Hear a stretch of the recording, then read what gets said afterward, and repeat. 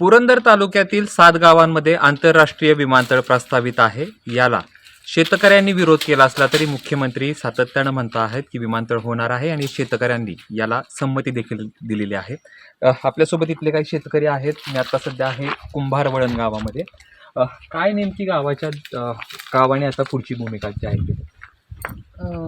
आमच्या सर्व शेतकऱ्यांनी पहिल्यापासून जी ठाम भूमिका होती तीच आजही भूमिका आहे की आम्हाला शेती द्यायची नाही आहे आणि त्याच्यासाठी तीव्र विरोध आहे. बरं, त्याच्यासाठी ज्या काही संमत्या सरकारने सांगितलं आपल्याला की मीडियाच्या माध्यमातून कळवलं की 97% संमती दिली आहे. ती संमती जी दिलेली होती ती संमती फक्त मोजणीसाठीची दिलेली. त्यांनी हा साध्या कागदावर प्रत्येक शेतकऱ्यांनी सही करून दिलेला होता. असं कुठल्याही लिगली प्रोसेसवर सही आमच्या शेतकऱ्यांनी केलेल्या नाही आणि त्या याच्याने तीव्र विरोध आहे. बरं, आता जसं जास्त पेव फुटलं ह्या गोष्टीला की नाही विमानतळ होणारच आहे, तर ज्या संमत्या दिलेल्या होत्या कलेक्टर साहेबांना तर त्यासुद्धा आम्ही माघारी घेतल्यात. म्हणजे शेतकऱ्यांनी ते स्वतःनीच आता सगळं सूत्र हातात घेतलेलं आहे. आम्हाला शेती द्यायची नाही आणि जी मोजणीसाठी आम्ही संमती दिली होती ती सुद्धा आम्ही माघारी घेतोय. म्हणून तुम्ही कुंभारवळण गावच्या सरपंच आहात. कशा पद्धतीने आता तुम्ही गावकरी म्हणून कशा पद्धतीने लढा करताय? कारण ते 7 गावातील लोक एकत्र येऊन लढा करतात, मात्र गावकरी म्हणून तुमची बैठक आहे. काय नेमक्या बैठकीत करणार? जे शेतकरी ठरवतील त्यांच्या पाठीशी मी, त्यांच्या विचाराच्या पाठीशी मी उभं असणार. त्यांचा जर तीव्र विरोध आहे त्या विरोधाला मी त्यांच्या पाठीशी उभं राहणार आहे. आणि कागदपत्रासाठी सुद्धा जे काही आपण धावपळ असते किंवा काही लिगली प्रोसेस असते, कोर्टात जायचं असेल त्याच्यासाठी सुद्धा सगळ्या आता कसं झालं आहे, आमच्यापेक्षा शेतकरी जागृत झालेला आहे. त्याच्यामुळं आम्ही काही बोलण्यापेक्षा ही शेतकरी मंडळी सगळं जास्त बोलून जाते आणि आमचा पाठिंबा देण्याचं काम आम्ही त्यांना करतो. खरं तर तुम्ही असं म्हणता आहात की आम्ही मोजणीला संमती दिली होती. जमीन म्हणजे संमती आधी कुठून, मग कशा पद्धतीनं हे पुढं गेलं? संमती अर्थात आम्ही फक्त मोजणीसाठीच संमती दिलेली आहे. हे बघा, त्यांची शासनाची सुद्धा पोच आम्हाला फक्त मोजणीसाठीच संमती. त्यांची पोच सुद्धा मोजणीसाठीची. आम्ही भूसंपादनाला कधीच संमती दिली नाही. आमचा भूसंपादनाला कायम विरोध आहे.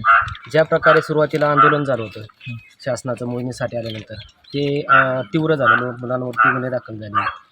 त्यांचं शासकीय ते म्हणतात की आमचे ड्रोन वगैरे फोडला, ते काही झटापट झाली असेल. त्याद्वारे बाबा नंतर आपल्या मुलांवरती काही गुन्हे दाखल होऊ नयेत म्हणून किंवा एक सामंजस्य भूमिका म्हणून शेतकऱ्यांनी काय केलं, मोजणीसाठी संमती दिली. फक्त भूसंपादनाला आमचा कायम विरोध आहे आणि विरोधच राहील.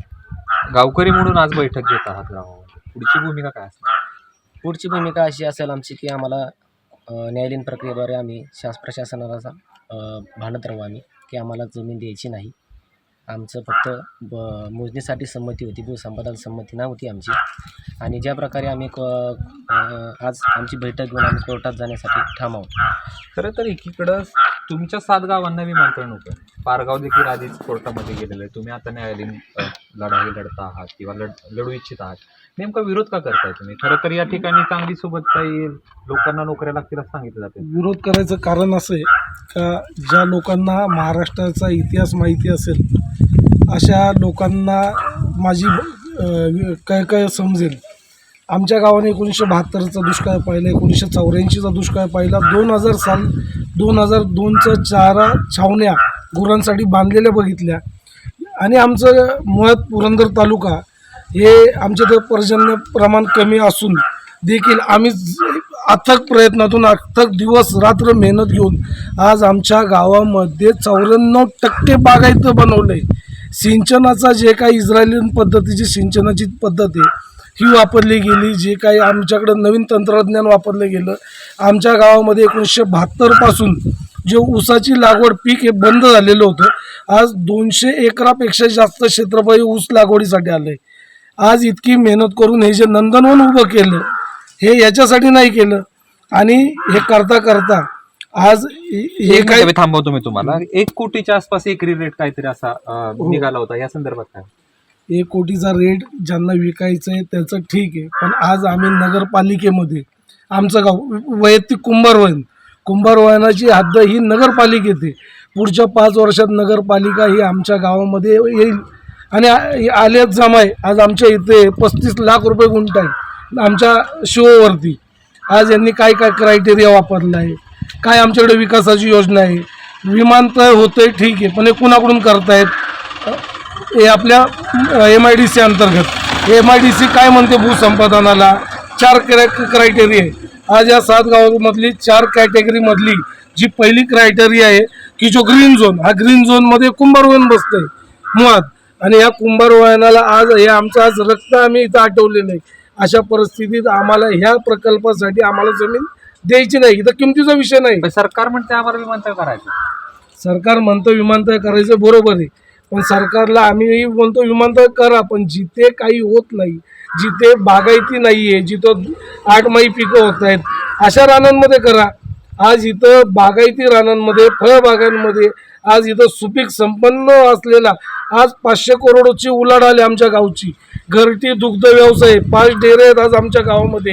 आज आमच्या गावामध्ये 1.5 लाख झाडं आहेत, त्याच्यापैकी 70 ते 80 हजार फक्त सीताफळाची झाडं आहेत. आज एवढी मोठी उलाढाल होते. आज आमच्या इथं कांद्याच्या कमीत कमी 400 ते 500 गाड्या गावातून बाहेर निघतात. काही थोडं उत्पादन आमचं गाव आज प्रोड्यूस करत नाहीये. आज अशा एक मार्गावरती आलेल्या गावाला कुठल्या तरी प्रकल्पामध्ये घेऊन त्याला जर शिकार करणार असेल तर याला नक्कीच विरोध आहे. आणि याच्यासाठीच आम्ही महाराष्ट्रातल्या तमाम जनतेला आमची कळकळीची विनंती आहे की या जे जाचक काम चाललेलं आहे ह्याच्याकरता सगळ्या शेतकऱ्यांनी एका शेतकऱ्यासाठी म्हणून पुढे यावं. आमची काय अशी मागणी नाही. एक तर जो गोखले समितीचा अहवाल आहे, या समितीच्या अहवालामध्ये स्पष्ट नमूद केलेलं आहे. तुम्ही जर कॅमेरा जर बघितला दोन्ही बाजूने, तर दोन्ही बाजूने पर्वत शृंखला आहे. इकडून पुरंदरचा पर्वत आहे, तिकडून सोनवरी किल्ला आहे. इथे तो दाबच नाहीये जेणे विमान वर जाईल, चेप घेईल. याला टेक्निकल अडचण आहे. Technical मुद्द्यावर अडचण. तुम्ही कोर्टात जाणार आहात. कोर्टात खरं तर तुम्ही अनेकदा वेगवेगळ्या पद्धतीने विरोध केला, मात्र सरकार अद्यापपर्यंत पुढची दिशा काय असणार आहे? पुढची दिशा आमची आता कोर्टात जायचीच असणार आहे. आता आत्तापर्यंत सरकार आमच्याबरोबर फार खोटं बोललेलं आहे. अमुक करू तमुक करू, आणि सगळ्या खोट्या सगळ्या अफवा. त्यामुळे आम्हाला आता कोर्टाशिवाय पर्याय नाही. आम्ही आता कोर्टात जाणार आहे. वाटतंय कोर्ट तुम्हाला साथ देईल? कोर्ट 100% साथ देणार. आमचा निर्णय जो पक्का हा खरा आहे. आम्ही सरकारसारखं खोटं बोलून कुठे दडपशाही करत नाही. जसं सरकार दडपशाही करते तसा शेतकरी हा दडपशाही करत नाही. त्याच्यामुळं हा आम्हाला आमचा विमानतळाला परिपूर्ण विरोध आहे. कायम राहणार. कायम राहणार. विरोध राहणार आहे काय म्हणतो. आमचा विरोध आहे. आमचा कायम विरोध राहील. 100% विरोधच आहे. विरोधच आहे. मग काय एवढं सगळं पुढे चाललंय? तुमचा विरोध आहे, तुम्हाला आमचा विरोध आहे, पण हे गव्हर्नमेंट आमच्यावर लादतंय.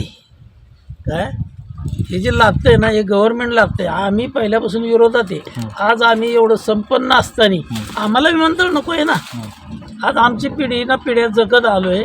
ही काळ्या आईची आम्ही सेवा करतोय. हे कशासाठी आम्हाला पाहिजे? आम्हाला लागतच नाही. तुम्ही आम्हाला इतर सुविधा द्या, देत असताल तर पाणी द्या, कुठं अजून काय सुविधा सरकारमार्फत करायच्या त्या करा गावांना.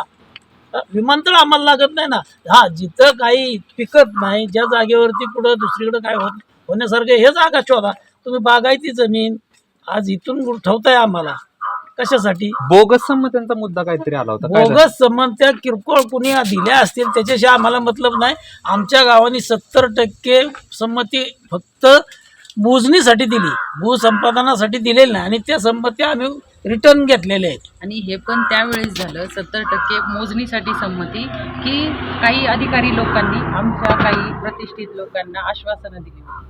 त्याच्यामुळं संमती फक्त मोजणीसाठीच्या तयारीला झाली होती. बोगस संमती अशा काहीतरी दिल्या गेल्यात असं काय आहे का तुमचं? बोगस संमत्या बोगस असतं ते पारगामध्ये बोगस त्यांनी माहिती अगोदर काढलेलं आहे. कलेक्टर साहेब कायम सांगत असतात की आमच्याकडे 96% संमती आहे, 96%, पण ती दांडात खोटी. 96% संमती त्यांच्याकडे नाही. कागदोपत्री सगळी खोटी आहे. आमच्याच गावातून जवळजवळ 70% लोकांनी संमती माघार घेतली. म्हणून राहिली कुठं? आणि आमचं फक्त मोजणीसाठी संमती आहे. भूसंपादनाला कुठे येते? पण त्यांचा 96% आकडा कुठं जुळतोय? त्यांनी दाखवावं तिथं समोर येऊन. जर आम्ही माहिती अधिकारात गेलो तर ते शासन सांगते आम्हाला की आम्ही त्रयस्थ व्यक्तीला माहिती देता येत नाही. आम्ही त्रयस्थ आहे का? जर हा प्रोजेक्ट पारदर्शक आहे, सरकारचा पारदर्शक आहे, तर ह्यात कुठं पारदर्शकता आहे? त्यांनी आत्तापर्यंत 32(2), 32(3), 32(1) अशा नोटिसा काढल्यात. त्या सगळ्या अशा लावून बळजबरीने ग्रामपंचायती लावून गेल्यात. लोकांपर्यंत कुठं आल्यात तेव्हा? म्हणजे तुम्ही आता न्यायालयात जाणार या मुद्द्यांच्या आधारे? शासनाचा पारदर्शक कारभार नाही. आणि आम्हाला पहिली गोष्ट जमीन द्यायचीच नाही. कायम विरोध राहील आमचा. इथं जीव गेला तरी चालेल. इथं मोठमोठ्या अधिकाऱ्यांचं दंडुकशाहीचं काम चालू आहे. ते त्यांच्या पदाचा गैरवापर करतायत. सर्वसामान्य गोरगरीब शेतकरी हा हातबल असतो आणि ह्याला हे कायद्याची भीती दाखवून हे एक लुबाडायचंच काम चालू आहे थोडक्यात बोलायचं तर. हे यांच्या पदावरती बसून पदाचा गैरवापर करतायत, हा आमचा धडधडीत आरोप आहे. वेळ आल्यास आम्ही तसे ते पुरावे जनतेसमोर आम्ही दाखवू. खूप खूप धन्यवाद. तरी होते कुंभारवळण इथले शेतकरी किंवा प्रतिनिधी, शेतकरी प्रतिनिधी. यांचा मुद्दा असा आहे की आता रस्त्यावरची लढाई झाली, आता आम्ही न्यायालयीन लढू. आता याच्यामध्ये यश कुणाला मिळतं हे पाहणं महत्वाचं असणार आहे. कॅमेरा पर्सन जीवनसह जयदीप भगत, एबीपी माझा, कुंभारवळण, पुरंदर. एबीपी माझा, उघडा डोळे बघा नीट.